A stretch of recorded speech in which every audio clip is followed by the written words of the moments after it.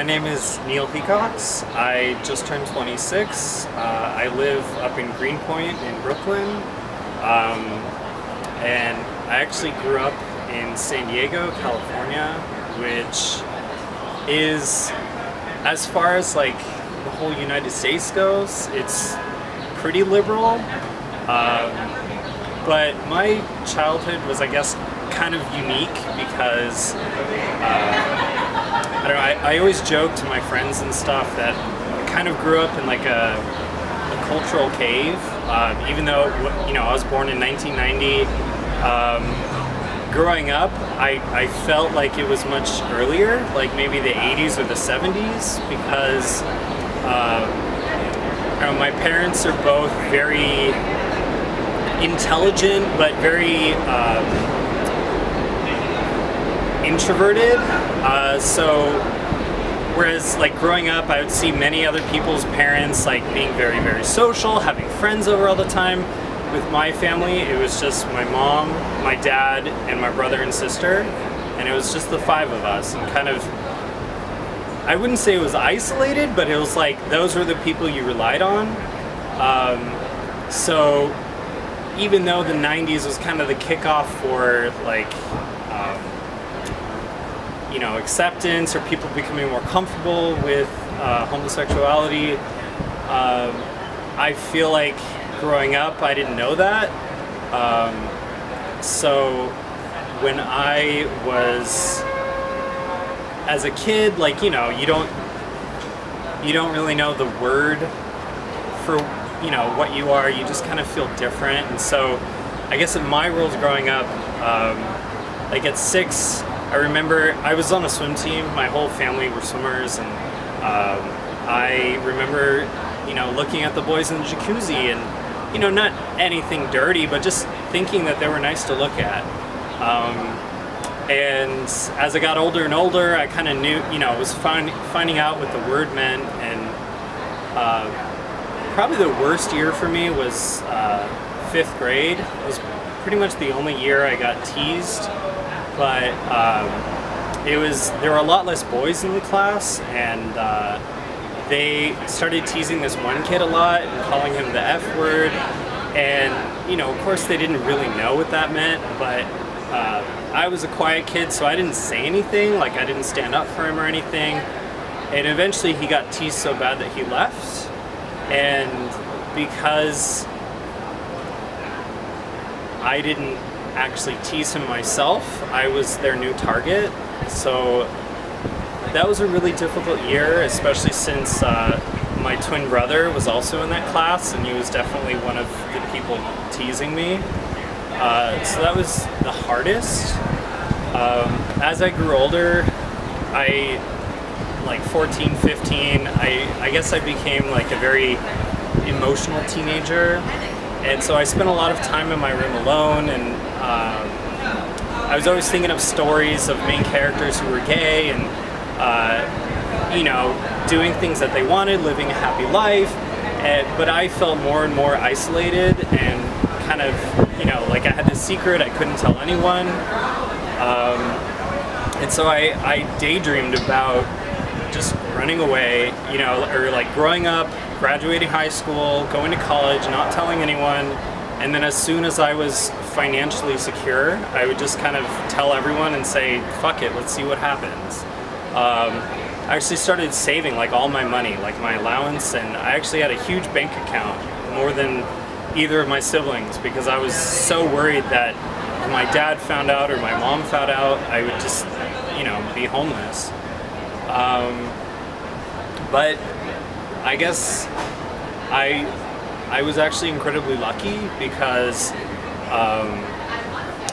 well, so with the advent of the internet and AIM and stuff, started looking at porn, and really embarrassed to share this, but I used to cover my tracks really well, you know, delete the history, all that stuff, but I got complacent, and my dad found out, and he was actually the last person I expected to tell.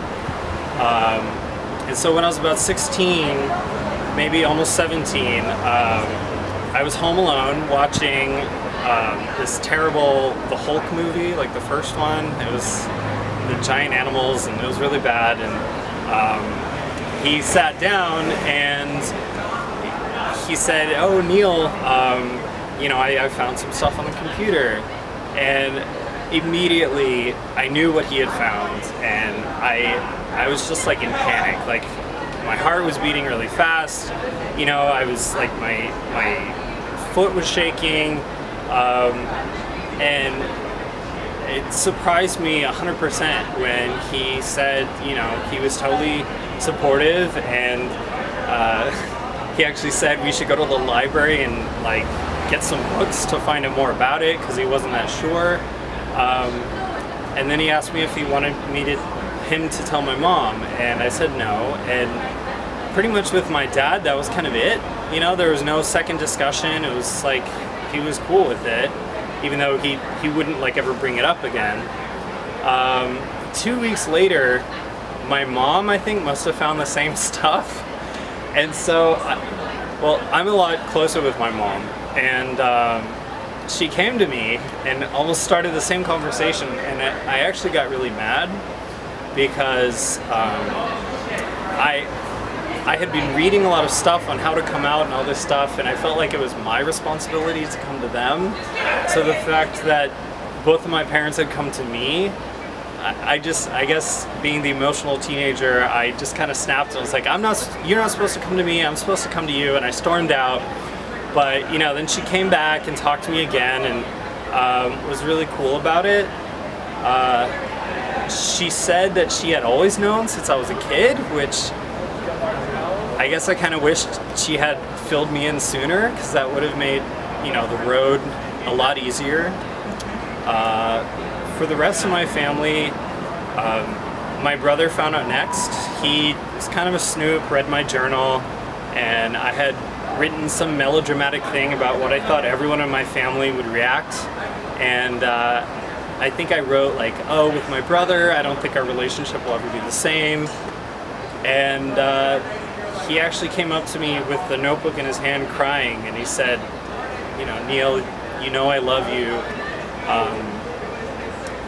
And that one was, I don't know, that was really special, because my brother isn't, he doesn't show emotions very readily. I guess the other two, like, coming out stories that were the most important to me, the first one that I actually got to tell someone was my sister. And I told her after we were driving back from swim practice one day in the car, and apparently I was so nervous and I built it up so much that she was actually thought I was going to tell her I had like cancer or something. And so when I finally got the words out that I'm gay, she actually burst out laughing. And I got really mad, because again, that's not how I expected it to go. But then, she told me that one of her friends had come out to her the week before, and so she just thought it was very humorous, and she was really cool about it. The last one that was most important was my grandma. She was about 90 years old, and I was really worried about her. My mom was saying I should not tell her, just, let her kind of, pass away happy.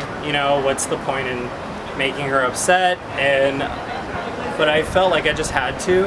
And my brother and sister were there with me, and as soon as I did, she just went, "Oh, that's nice," and changed the subject. And I mean, I guess that was, that was the best I could hope for.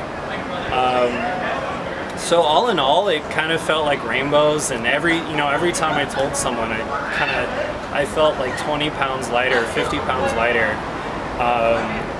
I've been thinking about how to maybe wrap this up, and I guess the one thing that it has been surprising to me in this whole experience is that you really never stop coming out, or you never stop being gay, and it's still never quite the norm. And so even though I came out to my whole family, and I was fortunate enough to have one that supported me, after a couple months of them being cool with it and kind of mulling on the idea, I sometimes got a little bit of a pushback. my sister ended up voting for Prop 8 in California, which denied marriage equality. And, you know, she said that she wanted me to get married, but she didn't want other gay people to get married. And even though she's a very intelligent person, it was just very hurtful. My brother, you know, if I start dancing to Britney Spears or, you know, wearing gay clothing, he'll mention it.